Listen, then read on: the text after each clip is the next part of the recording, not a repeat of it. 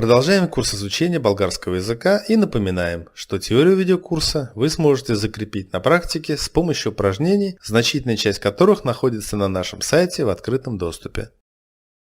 Желающие пройти более интенсивное обучение смогут приобрести полный курс упражнений, а также дополнить его занятиями по скайпу с нашими опытными преподавателями, носителями языка. Слова, обозначающие количество людей. Если речь идет об одном человеке, то так же, как и в русском, это будет «човек». Слово «човек» употребляется исключительно только по отношению к одному единственному человеку. Если людей несколько, то употребляется слово «души». 2, 3, несколько, миллион, миллиард души. Если много людей, то это будет много хора. Мышка личная форма. Это особая форма числительного, которая применяется в случае, если в компании от 2 до 6 человек есть хотя бы одно лицо мужского пола. В этом случае к числительному добавляется ма. 2-ма, 3-ма, 4-ма, 5-ма, 6-ма. То есть, если речь идет о 2 студентах или студенте и студентке, мы скажем 2-ма студента. Если только студентки, 2 студентки. Слова, обозначающие ближайших родственников. Брат – братья, брат – братья.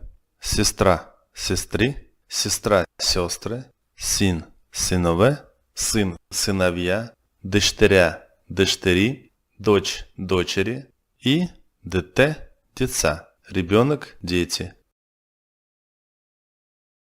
Супруг – супруг – муж, супруга – супруга – жена.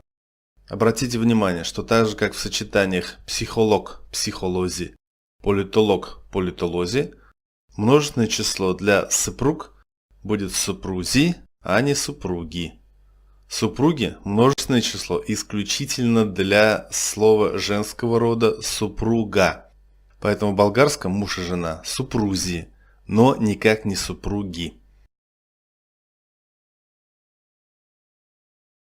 Продолжаем изучение лексики родственных связей. Родитель – родитель, родительница – родителька, отец и мать – родители, несколько матерей – родительки.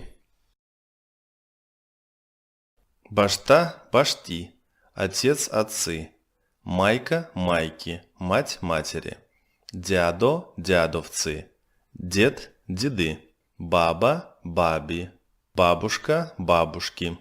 Чичо – чичовцы, дядя – дяди, леля – лели, тетя – тети. Еще несколько родственников. Внук – внуцы, внук – внуки, внучка – внучки, внучка – внучки. Племянник – племянницы, племянник – племянники, племянничка – племяннички, племянница – племянницы. И в заключение обзора существительных, обозначающих родственные связи, следует заметить, что практически все они должны использоваться без применения определенного артикля. Вот полный список этих слов. Башта, майка, брат, сестра, чичо, леля, дядо, баба и дъщеря. Как видите, слово сын, син в этот список не входит. О родственниках, пожалуй, сказано все. Теперь несколько слов о том, что делает людей родственниками, о свадьбах. Жених, младоженец, невеста, булка, жених и невеста, младоженцы. Также несколько женихов тоже будут младоженцы, а несколько невест – булки.